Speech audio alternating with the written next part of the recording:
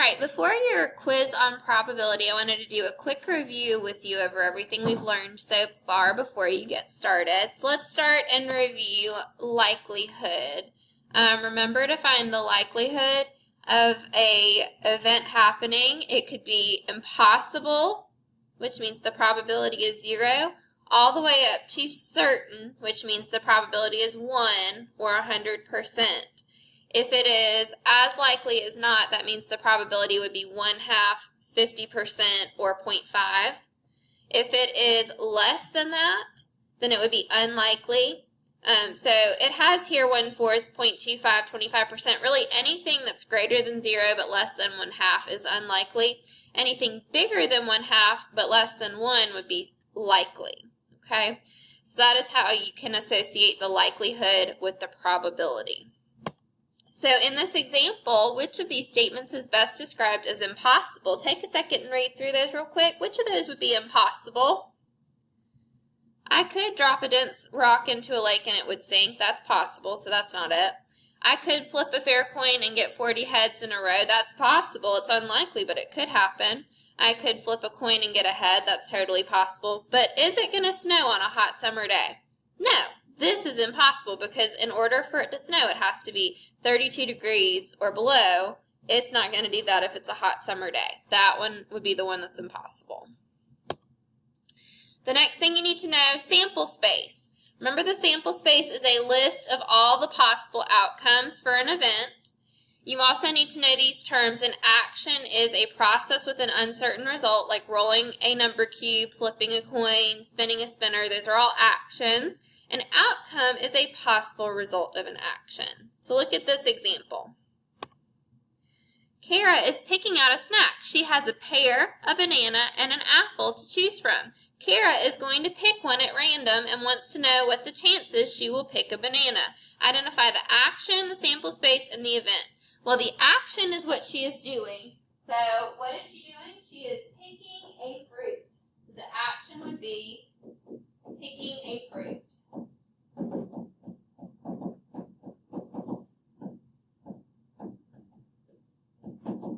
Alright, the sample space, I'm going to put SS for sample space, is the list of all possible outcomes. So it would be pear, banana, apple. That is the list of every possible outcome. And we got that from that. Okay, and then the event is going to be the action with one specific outcome. So what did it say she's trying to get? She's trying to get a banana. So we're going to say she's going to pick a banana. That would be an event because it just has this one outcome, the banana. Okay, the action is picking a fruit because she could get any of the fruit. The event is one specific outcome, the banana. Next, what is the sample space for this action? Look at the spinner. What is all the possible results that I could get if I spin the spinner? The sample space would be 2, 4, 7, 9. It's just a list of all the possible outcomes. And how many outcomes are in the sample space? Right here, the second part of the question, there are 4. 1, 2, 3, 4. So in the sample space, we have 4 outcomes there. Okay? So hopefully you feel good about likelihood and sample space. If you have any questions at this point, just raise your hand and ask me. All right, moving on, we need to talk about experimental probability and then theoretical probability. Again, this is already in your notes, so you don't need to copy this down. This is just reviewing. How do you determine the experimental probability? We have this little formula that we learned for relative frequency and for experimental probability. It's the number of times the event occurs over the total number of trials. Remember, a trial is just one time you flip the coin, spin the spinner, whatever you're doing. So look at this example. It says the results of a survey of 100 students graduating high school are shown in the table. Find the experimental probability that a student selected at random plans to go to a community college or a four-year college. So we want to combine those numbers. A community college, four-year college. Look in the table. I see that 23 students are going to a community college and then 41 students are going to a four-year college. So I'm just going to add those together. 23 plus 41, that would give me 60. told me that right here. 100 students were surveyed. Now, before I put my answer in, I want to make sure I simplify my fraction. So I'm going to divide by 2. That would be 32 over 50. I can keep simplifying, divide by 2 again. That would be 16 over 25. I think that's about as far as I can get. So I would type in 16 over 25 there. And again, at any point, if you have a question about what I'm doing in the example, raise your hand and ask me. Okay, next, relative frequency. Remember, that's just the same thing as experimental probability. And so, with digits, with this problem, you can either put it in as a fraction or as a decimal. They want to know the relative frequency of getting each number. Now, this row tells us the number that is rolled. This number tells us how many times we rolled that number. And then the total number of trials here is 200. So for rolling a 1, I got a 1 36 times out of 200. Now since I can put this in as a decimal, I'm just going to punch it in my calculator. 36 divided by 200, and that would be 0.18. I also could have just simplified the fraction, and that would be fine as well to put in the computer. The relative frequency of 2, I see is 42 out of 200. Again, I'm just going to divide that in my calculator. 42 divided by 200 is 0.21. For 3, it's 40 out of 200. Divide in my calculator. 40 divided by 200 is 0.2. For 4, 34 divided by 200 is, I didn't write it down. Oops, 34, not 42. 34 out of 200 is 0.17. And then for 5, it would be 48 out of 200, which is 0.24. So I was just typing that answer as a decimal, or I could do it as a simplified fraction.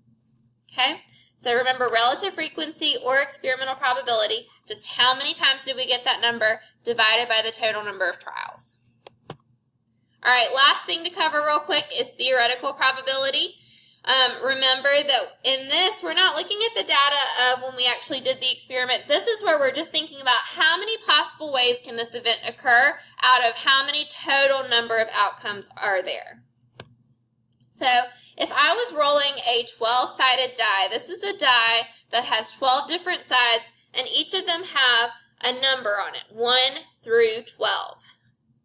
1 through 12. So if I'm finding the probability of rolling a number less than 11, do we include 11 there if it says less than 11? No, it's just the numbers less than 11. So it would be 10, 9, 8, 7, 6, 5, 4, 3, 2, 1. That is 10 different numbers that would be less than 11. Out of how many total sides are on my die? There are 12 sides. So I have a 10 out of 12 chance of rolling a number less than 11. Now I can simplify that fraction, so I'm going to do that real quick before I put in my answer. That would be 5 out of 6. That's my probability. Okay, so again, when it says less than, I don't include this number here. I go to the next one down. Okay, and then you may have a question that looks kind of like this, where you have to first find the theoretical probability and then compare it to the experimental probability. So it says Lenny, Raquel, Richard, and Pan together buy one season ticket to see a basketball game, and they're just going to split up the games. If there are 72 games included, what is the expected amount of games that Lenny and Raquel will see? Well, we want to divide the number of games total divided by the 4 guys to see how many games each guy is going to go to. Okay, so 72 games split up, divided by 4 guys. Each guy gets 18 tickets. So then if they want to know how many that Lenny and Raquel together get to go to, Lenny has 18, and then Raquel has 18.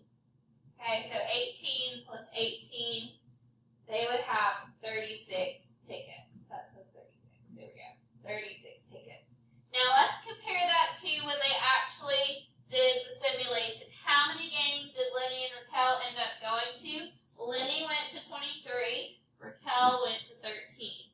23 plus 13, add those together. Oh, it's also 36.